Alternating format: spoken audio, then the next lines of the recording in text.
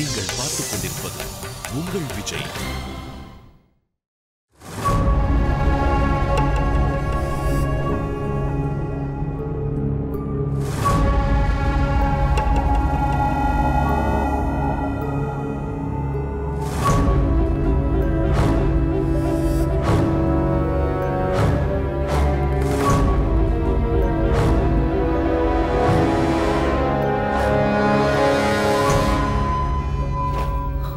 மீனாட்சி, சொல்லுங்க அத்தை. நல்ல ருசியான காரசாரமான சாப்பாடு சாப்பிடணும்னு தோணுதுல்ல? ஆமா அத்தை. ரொம்ப நல்லது. சாப்பாடு விஷயத்துல கவனமாயிரு. நல்ல சந்தோஷமா சாப்பிடு. நீ எதை பத்தியும் கவலைப்படாத. யார் எப்படி போனா உனக்கு என்ன? அத்தை, இப்படி நீங்க என்ன பாராட்டுறீங்கன்னா இதுக்கு அர்த்தம் எனக்கு தெரியும். நான் ரொம்ப பெரிய தப்பு பண்ணிருப்பேன்னு நினைக்கிறேன். அப்படி நான் என்ன தப்பு பண்ணிட்டேன்னு கொஞ்சம் சொல்லுங்க அத்தை. உனக்கு ஒவ்வொரு சின்ன விஷயத்தையும் ஞாபகப்படுத்தணும்னு நினைக்கிறேன். இன்னைக்கு ஏகாதசிங்கிறத நீ கண்டிப்பா மறந்திருப்ப. இன்னைக்கு உனக்கு விரதம். விரதமா? ஆமா. அதனால மார்க்கெட்டுக்கு போனதுக்கு அப்புறம் அங்க இருக்கிற எதையும் சாப்பிடக்கூடாது. சரி, எவ்வளவு பணம் இருக்குன்னு காட்டு. இது இல்ல, புடவை முந்தானையில கட்டி வச்சிருக்கல, அத சொன்ன. சீக்கிரம் எடுத்து கொடு.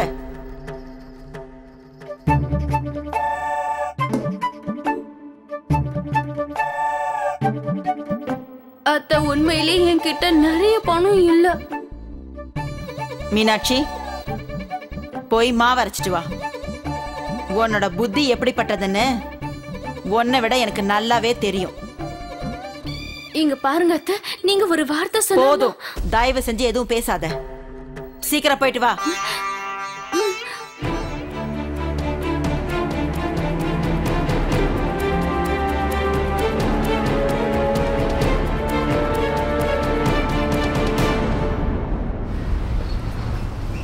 நேத்து உன் வீட்டுக்கு நான் ஃபோன் பண்ணிருந்தேன்.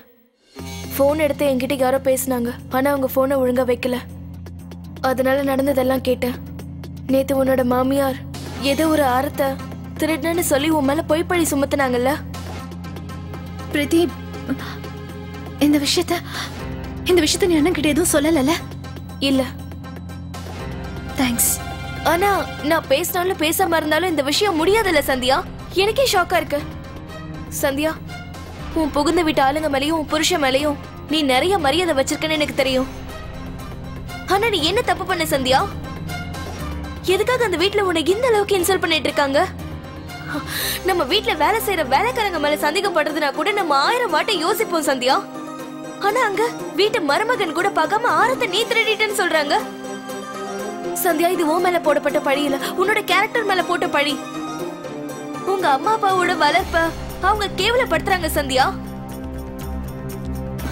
நீ என் கூட வா சந்தியா.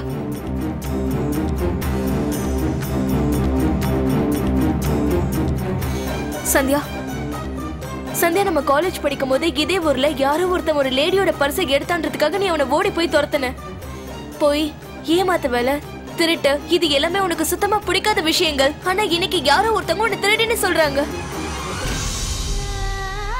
எதுக்காக சும்மா இருக்க சந்தியா? ஏன் அந்த தைரியமான சந்தியாவை கொலை பண்ணி இப்படி பயந்து போய் அந்த வீட்டு மருமகளா எதுக்காக வாழ்ந்துட்டு இருக்க? இது எல்லாத்துல இருந்து வெளியில வா சந்தியா. போதும், ஒரே ஒரு முறை மட்டும் நீ தைரியமா நடந்துக்கோ. நான் தான் உனக்கு துணையா இருக்கல்ல. ஒரு நிமிஷம், இந்த பேப்பர்ஸ பாரு. இது நம்ம college women's hostel application form. அப்புறம் இது சூர்யாவுக்கும் உனக்குமான டிவோர்ஸ் பேப்பர்.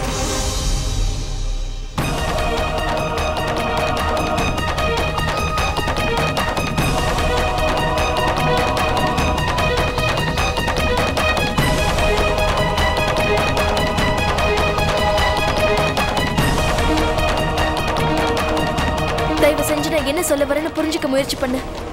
இது அவ்வளவு சுலபம் கிடையாது, நானும் ஒத்துக்கிறேன். ஆனா ஒரு மனுஷனுக்கு அடிபட்டா ஏதாவது ஒரு மருந்து கொடுத்து அந்த காயத்தை குறைக்கணும்ல. வாழ்நாள் பூரா அந்த காயத்தை தாங்கிக்கிட்டு யாராலையும் அப்படியே வாழ்ந்துட முடியாது. அதனால அந்த காயத்தை தூக்கி போட்டு ஒரு புது வாழ்க்கையை ஆரம்பிக்க முயற்சி பண்ணு. நீ இப்போ மிஸ்ஸஸ் சந்தியா கிடையாது. நீ கண்டிப்பா மிஸ் சந்தியாவா மாறணும். சந்தியாவோட கனவுகள், சந்தியா அப்பா அம்மாவோட லட்சியங்கள், அவங்களோட தியாகம், அதை பத்திலாம் நீ யோசிக்கணும்ல. கொஞ்சம் பொறுமையா யோசி. நான் சொல்ற மாதிரி நீ செய். எனக்கு நல்லா தெரியும் சந்தியா, நான் வந்து உதவி செஞ்சா மட்டும் இல்ல, சந்தியா யார் உதவி செஞ்சாலும் ஏத்துக்க மாட்டா. சந்தியா உன்கிட்ட ஸ்காலர்ஷிப் இருக்கு. அதுவும் இல்லாம உன்னோட கனவு நிறைவேற வரைக்கும் ஏதாவது ஒரு பார்ட் டைம் ஜாப் பண்ணி உன்னால சந்தோஷமா வாழ முடியும். உன்னால படிக்கவும் முடியும் சந்தியா. இதை எடுத்துக்கோ.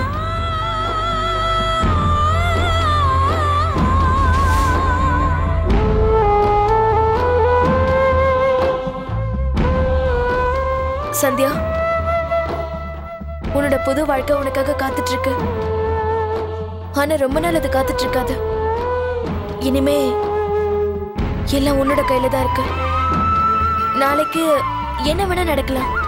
அதனால நல்ல முடிவா யோசி. சரியில்லைன்னு தோணுச்சுன்னா பேப்பர்ஸை கிழிச்சிட்டு.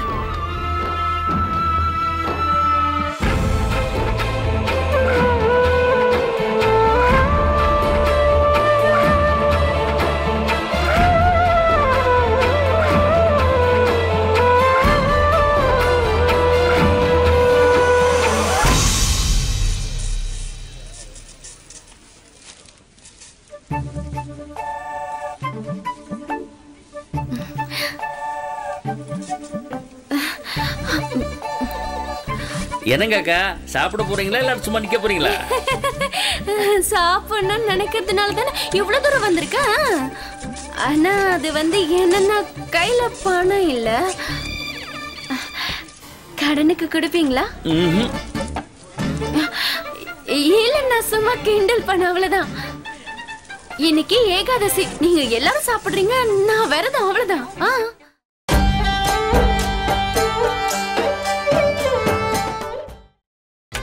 நீங்கள் பார்த்துக் கொண்டிருப்பது உங்கள் விஜய்.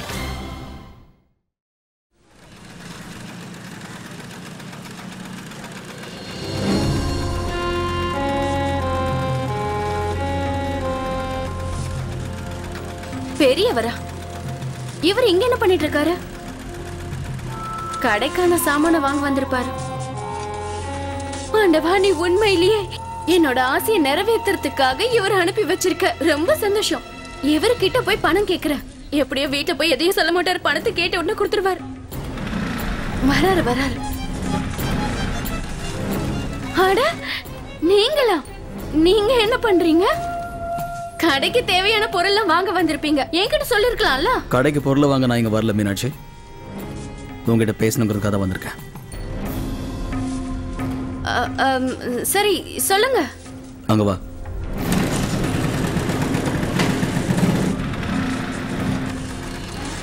என்கிட்ட என்ன பேச போறாரு?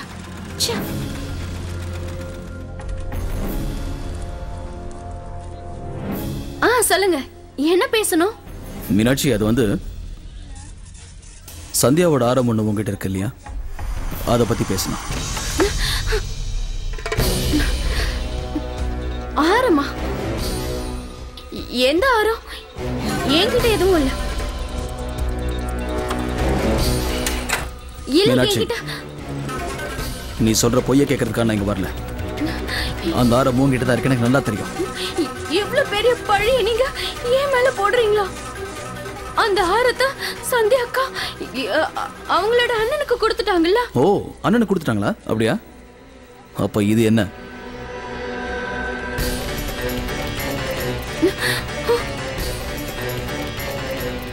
இதுல இருக்கிறது ஏன் போட்டோ. ஏன் போட்டோ இதுல எப்படி வந்தது? இது கரண்ட் எல்லாம் ஒண்ணு போல, யாரும் தான் ஜொலிக்குதுங்க. இது ஏதோ பெரிய மந்திரம் நினைக்கிறேங்க. மீனாட்சி, இந்த ஆரம் எங்க இருக்க? நான் தெரியாம ரொம்ப பெரிய தப்பு பண்ணிட்டேன். நான் உண்மையிலேயே பெரிய பாவிதான். என் வீட்லயே நான் ஒரு பெரிய திருட்டு பண்ணிட்டேன். தயவு செஞ்சு என்ன மன்னிச்சிருங்க. என்ன மன்னிச்சிருங்க. என்ன மன்னிச்சிருங்க. மீனாட்சி, தப்பு பண்ணது நீ. நீ பண்ண தப்பால பாவம் இன்னைக்கு சந்தியா தண்டனை அனுபவிச்சுட்டு இருக்கா. இப்ப 2 நிமிஷத்துக்கு முன்னாடி என்ன சொன்ன மீனாட்சி? நான் உன் மேல பழி சுமத்துறேன்னு சொன்னல. உனக்கு உண்மை தெரியாதா? சந்தியா மேல பொய் பழி சுமத்துனது நீ. இது எல்லாத்துக்கும் காரணம் நீ. மீனாட்சி, உனக்கு நல்லா தெரியும் இதனால வீட்டுல எவ்வளவு பெரிய பிரச்சனை வெடிச்சதுன்னு பார்த்தல. நீ ஒரு நல்ல மனுஷியா இருந்தா எங்க அம்மா முன்னாடி வந்து அத்தை தப்பு என்னோட தான் சொல்லிருக்கலாம்ல. இது எல்லாமே பொய்யத்த. சந்தியாக்கா இந்த ஆரத்தை தெரியல, அவங்களுக்கு எதுவும் தெரியாதுன்னு சொல்ல வேண்டியதானே. ஆனா நீ முன்னாடி வந்து எந்த உண்மையை எங்க அம்மா கிட்ட சொல்லவே இல்லை. சந்தியா தப்பு பண்ணலன்னு சொல்ல, அவங்க திருடலன்னு சொல்லல. என்ன புத்தி உண்டு? அது வந்து நான் பேசாம இருந்தது பெரிய தப்புன்னு நான் ஒத்துக்க தயாரா இருக்கு. ஆனா அதுக்கு பின்னாடி ஒரு காரணம் இருக்கு. அந்த ஆரத்தை நான் என்னோட தங்கச்சியோட கல்யாணத்துக்காக செஞ்சு வச்சது. என் தங்கச்சிக்காக வாங்கினது அது. பிறந்த வீட்டு ஆளுங்களுக்கு ஏதாவது செஞ்சா அது கண்டிப்பா நான் அத்தை கிட்ட சொல்லிருக்கணும். ஆனா இந்த விஷயத்த நான் அத்தை கிட்ட சொல்லல. உங்களுக்கு தான் அவங்கள பத்தி தெரியும்ல. உங்களுக்கு ஞாபகம் இருக்கா, நீங்க கூட இதுக்கு முன்னாடி ஒரு தங்க மோதிரத்தை வாங்குனீங்கல்ல? அத பத்தி அத்தைக்கு தெரிஞ்ச உடனே அவங்க உங்க மேல எப்படி கோவப்பட்டு எரிஞ்சு விழுந்தாங்கன்னு உங்களுக்கு தெரியும்ல. உங்க மேல அவங்களுக்கு நிறைய பாசம் இருக்கு. அப்படி இருந்தா அவங்க உங்களை அப்படி திட்டினாங்க. நான் இந்த வீட்டு மருமக. இந்த விஷயம் மட்டும் அவங்களுக்கு தெரிஞ்சதுன்னா காய்கறி உரிக்கிற மாதிரி என்ன உரிச்சு வெட்டி போட்டுருவாங்க. அதனாலதான் நான் உங்களுக்கு எதுவும் சொல்லல.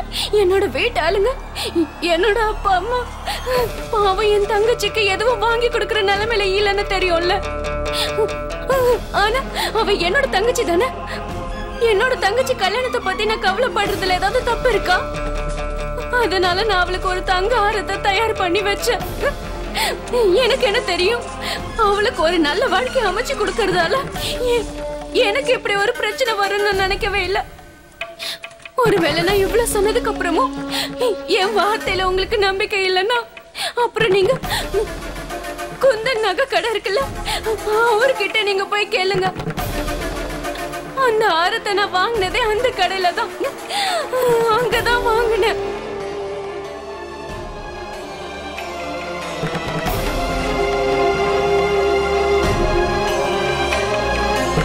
உங்களுக்கு ஞாபகம் இருக்கா, நம்ம வீட்டுல திருட்டு நடந்ததுல? அப்ப திருட வந்தவங்க இந்த ஆரத்தையும் திருடிட்டு போயிட்டாங்க. அப்போ திருடின பொருளை திரும்ப கொண்டு வந்தப்போ அத்தை மத்த எல்லா நகையோடையும் சேர்த்து என்னோட ஆரத்தையும் அக்கா கையில கொடுத்துட்டாங்க. இப்ப நீங்களே சொல்லுங்க, நான் எப்படி அத்தை கிட்ட போய் இதை கேக்குறது? அத்தை அந்த ஆறு என்னோடதுதான் நான் கேட்க முடியுமா? அதனாலதான் அப்போ பேசாம இருந்துட்டு உள்ளுக்குள்ளேயே வேதனை பட்டுட்டு இருந்தேன். தங்கச்சி கல்யாணத்துக்கு என்ன கொடுக்கறதுன்னு தெரியல. நீங்க எல்லாரும் ஊருக்கு போயிட்டு திரும்பி வந்ததுக்கு அப்புறம் என்னோட மனசுல ஆசை, என் மனசுல ஒரு ஆசை வந்தது. அதனாலதான் இந்த தப்ப பண்ணிட்டேன். நான் திருடும் போது எவ்வளவு பெரிய பிரச்சனை ஆகும்னு நினைக்கவே இல்லை. இப்படி எல்லாம் நடக்கும்னு நான் நினைக்கல. பாவம் சந்தியா அக்கா, அப்புறம் அவங்க அண்ணன் எல்லாரும் அவமானப்பட்டு நிக்க வேண்டியதா போயிடுச்சு. இப்படி எல்லாம் நடக்கும்னு நான் நினைக்கல. தயவு செஞ்சு என்ன மன்னிச்சிருங்க. என்னோட வாழ்க்கை உங்க கையில தான் இருக்கு. தயவு செஞ்சு அத்தை கிட்ட எதுவும் சொல்லாதீங்க. இத சொன்னீங்கன்னா என்ன வீட்டை விட்டு துரத்திடுவாங்க. நிச்சயம் வீட்டை விட்டு துரத்திடுவாங்க. அப்புறம் இவரு என்ன வெட்டியே போட்டுருவாரு. இப்ப இருக்கிற நிலைமையில நான் பிறந்த வீட்டுக்கு போக முடியாது. அதுக்கப்புறம் என்னோட நிலைமை என்ன? அப்புறம் நான் எங்கேயாவது விழுந்து செத்துருவேன். அவ்வளவுதான்.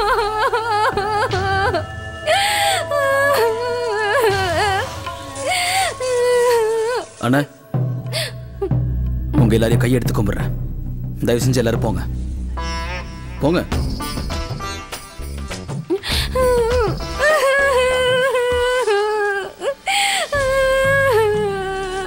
மீனா, நீ இவ்வளவு பெரிய தப்பு பண்ண. மீனாட்சி, எழுந்துரு.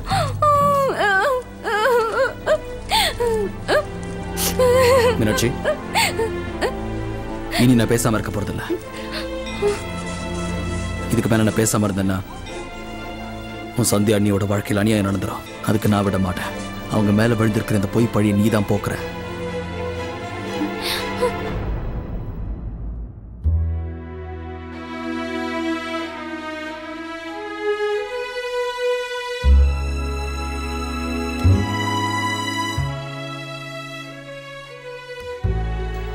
அங்க என்ன பண்ற? தைக்க சொன்னா தைக்காம ஊசிய கையில புடிச்சிட்டு சும்மா உட்காந்துட்டு இருக்க. மாமியார் வீட்டுக்கு போனதுக்கு அப்புறம் என்னோட மானத்தை தான் வாங்க போறேன். சீக்கிரமா முடி, இல்லைன்னா இந்த உருளைக்கிழங்கு தோலை மாதிரி ஒன்னே நான் உரிச்சிருவேன். சீக்கிரம் வேலையை முடி. என்ன சொன்னாலும் புரியாது.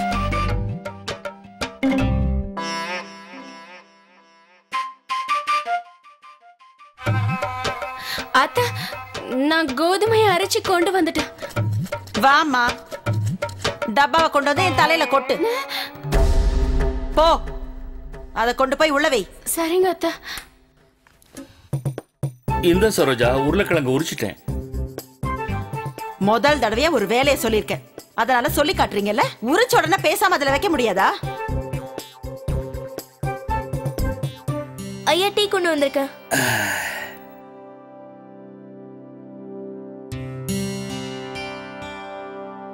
அம்மா, டீ எடுத்துக்கங்க. அது அங்க வை.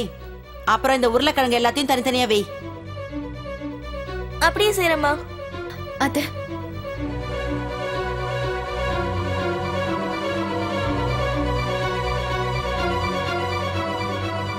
அத்தை. சரோஜா, ஏய் சரோஜா, வந்துட்டா. நாளைக்கு நோன்பு இருக்கு, ஞாபகம் இருக்குல்ல? அதுக்கான ஏற்பாடெல்லாம் பண்ணிட்டியா இல்லையா?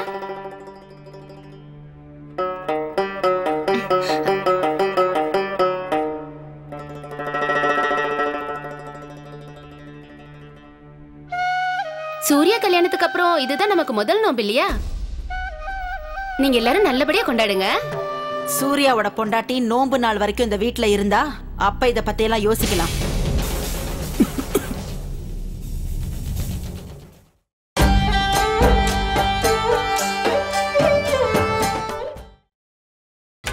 நீங்கள் பார்த்துக் கொண்டிருப்பது உங்கள் விஜய். நீ என்ன சொல்ற? என்னாச்சு உனக்கு? நோன்பு நாள் அன்னைக்கு மருமக மாமியார் வீட்டுல இல்லாம வேற எங்க போவா சொல்லு?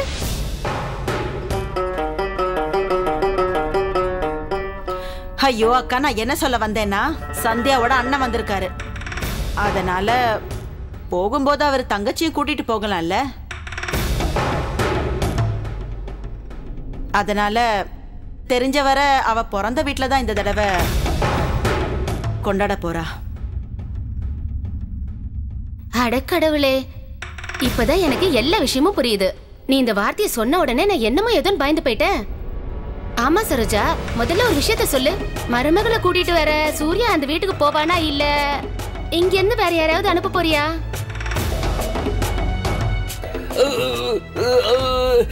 எனக்கு ரொம்ப வயிறு வலிக்குது, தாங்க முடியல சரோஜா, எனக்கு ரொம்ப வலிக்குது. அக்கா, வந்த உடனே இப்படி கண்ணு வச்சிங்கன்னா எப்படி?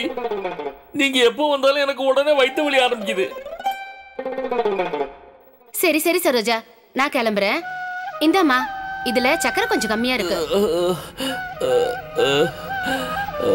இப்படி ஒரு பொம்பளை பார்த்தா வயிற்று வலி வராம என்ன ஆகும்?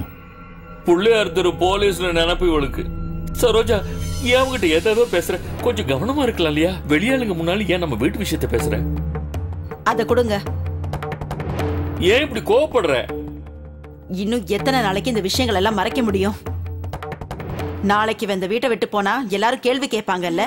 அப்ப எல்லாருக்கும் நாம என்ன பதில் சொல்ல போறோம்? வாய்ப்பு கிடைச்சாலே அசிங்கமா பேசுவாங்க. நாம இவ்ளோ பெரிய தப்பு பண்ணதுக்கு அப்புறம் வெளியாளுங்க எதுக்காக எதுவும் பேசாம இருக்க போறாங்க?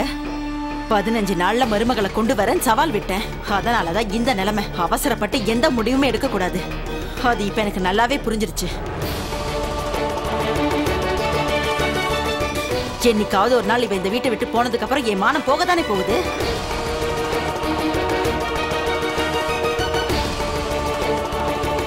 அத்தை,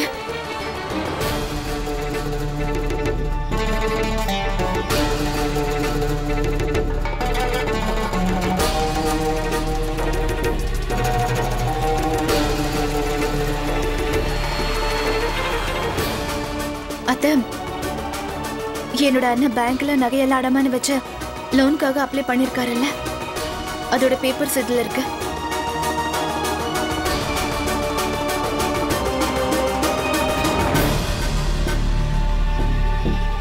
அண்ணன் பேங்க்ல அடமானம் வச்ச நகைகளோட மொத்த லிஸ்ட் இதுல இருக்கு அத்தை.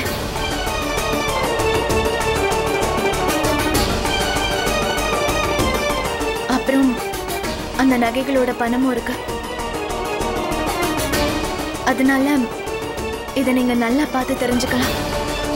ஒருவேளை திருட்டு போன ஆரோ இதுல இருக்கான்னு நீங்க பாருங்க.